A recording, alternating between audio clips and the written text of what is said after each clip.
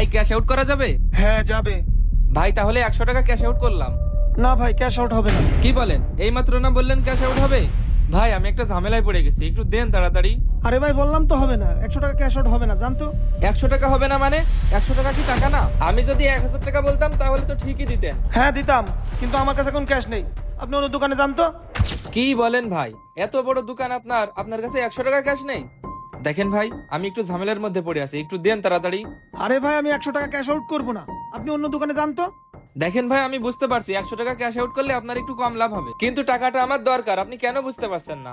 100 টাকা cash out করলেও তো আপনি 2-1 টাকা কমিশন পাবেন, নাকি 2-1 টাকা আপনার কাছে টাকা না?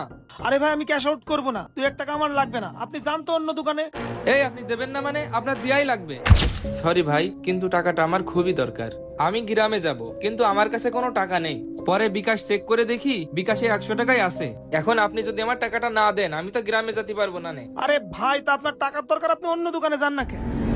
আমি অন্য দোকানে কেন যাব? আমি আপনার দোকান থেকেই ক্যাশ আউট করব। আপনি দোকান খুলে রেখেছেন কি ভন্ডামি করার জন্য, নাকি 100 টাকা আপনার কাছে টাকাই না? দেখেন ভাই, আপনি কিছু মনে করেন না, আমার মাথা ঠিক নাই, টাকাটা আমার খুবই দরকার। আরে এ কি অশান্তি। ও বুঝতে পারিছি, দেবেন না আপনি। এই যে, আপনি তো আবার চকলেটও বিক্রি করেন, তো এই চকলেটের দাম কত? 500 টাকা? 500 টাকা হবে কেন? চকলেটের দাম তো 2 টাকা।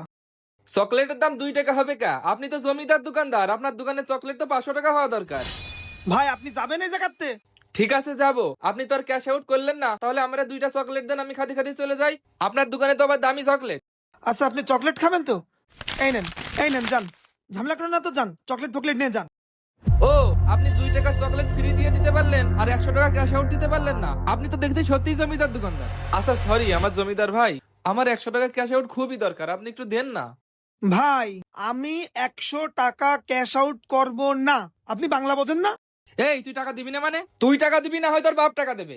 এই ভাই, কি সমস্যা আপনাদের? এত চিল্লাপাল্লা করছেন কি জন্য? ভাই আপনি একটা জিনিস বোঝেন, আমার কাছে টাকা নেই, আমি গ্রামে যাব, ওনার বললাম 100 টাকা ক্যাশ আউট দিতে, উনি দেবে না।